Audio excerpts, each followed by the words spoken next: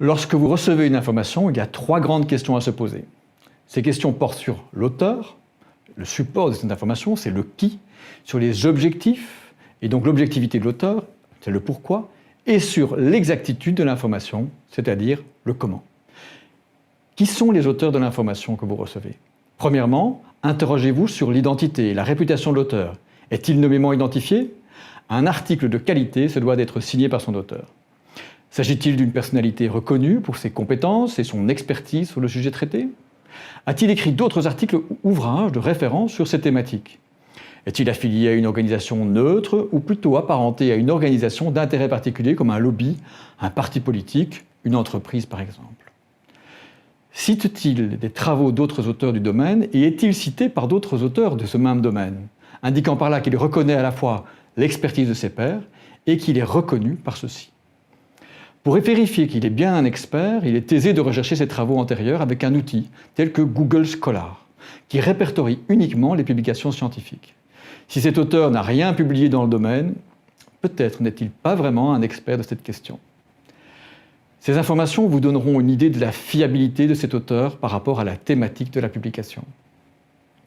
Notez que lorsque peu d'informations sont disponibles sur un auteur, c'est la réputation du support, écrit, audiovisuel, qui pourra vous renseigner sur la fiabilité de cet auteur.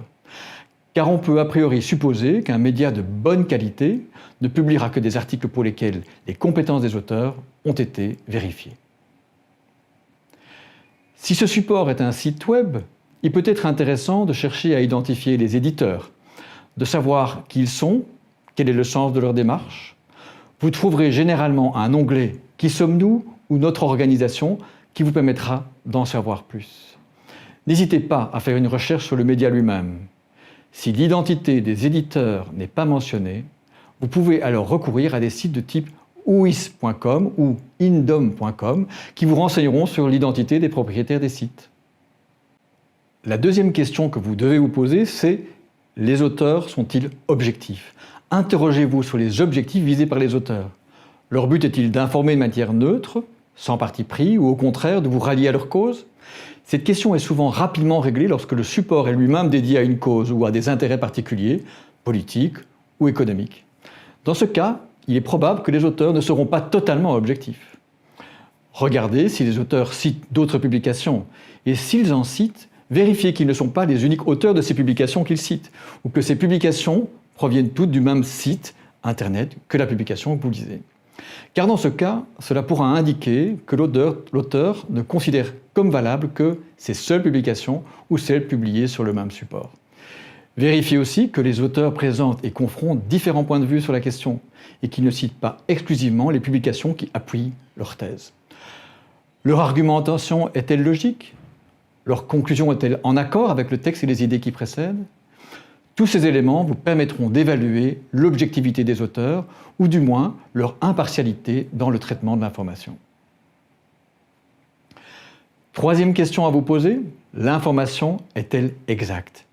Imaginez que l'article que vous avez trouvé est effectivement écrit par un auteur possédant une réelle expertise sur cette question et que cet auteur semble objectif, qu'il n'est pas lié à des intérêts particuliers et présente différents points de vue. Il faut encore voir si les informations présentées sont exactes. Et en particulier, qu'il est possible de vérifier par soi-même ces informations. Ainsi, les auteurs rapportent-ils des faits qu'ils ont vérifiés en recoupant éventuellement différentes sources, ou le contenu de la publication s'apparente-t-il plutôt à une opinion? Un autre critère qui vous permet d'évaluer l'exactitude de l'information, c'est la bibliographie proposée par ces auteurs. Ainsi, les auteurs présentent-ils une bibliographie avec des références récentes, de qualité, et dans cette bibliographie, citent-ils des publications réellement accessibles? Par exemple, les liens qui pointent vers ces informations sont-ils fonctionnels et vous permettent-ils d'avoir accès aux sources primaires de l'information? Ou ces liens renvoient-ils uniquement vers des sites qui reproduiraient indirectement une information d'un autre site, auquel cas on aurait affaire à des sources secondaires ou tertiaires? Les liens réalisés vers d'autres publications sont-ils pertinents par rapport à la thématique étudiée? Et l'utilisation qui est faite de ces autres publications est-elle correcte, sans déformation du propos et de la conclusion de ces autres publications? Car certains tentent de faire dire à une source ce qu'elle ne dit pas. Il est donc essentiel de pouvoir vérifier l'exactitude de l'information à sa source et de ne pas se fier à un article qui cite un autre, qui citerait lui-même un autre et peut-être un autre. Car l'information peut se transformer au cours de sa reprise par d'autres auteurs jusqu'à s'éloigner de manière très significative du propos de la source primaire. Il est aussi important de chercher la date de publication d'une information, car une information ancienne a pu être largement contredite par de nouvelles connaissances. C'est aisé lorsqu'il s'agit d'une publication périodique, car la date de publication est toujours indiquée sur le journal, le magazine. En revanche, cette information n'est pas toujours disponible sur les sites web. Or, il est essentiel de savoir si une information accessible aujourd'hui est en réalité ancienne et qu'aucune mise à jour de cette information n'a été réalisée. Il n'est pas inutile de connaître le pays dans lequel la publication a été réalisée. En effet, imaginez une publication qui discuterait de l'état de la démocratie en Chine, par exemple, et qui serait écrite et publiée en Chine. Il y a peu de chances que les informations présentées, probablement très positives, soient exactes. Enfin, un point qui pourrait paraître secondaire, mais qui prend une importance de plus en plus grande, est l'exactitude du message véhiculé par le titre. Le titre est important en communication écrite. C'est le message que l'auteur veut faire passer. En anglais, on parle de « take-home message », qui exprime clairement que c'est ce qui restera dans l'esprit du lecteur quand il aura lu l'article et qui sera rentré chez lui. De plus en plus, on constate que le titre sert non seulement de message, mais qu'il a pour fonction d'accrocher l'attention du lecteur, de lui donner envie de lire l'article. Et s'il est placé en première page, il aura aussi pour fonction de favoriser l'achat du journal.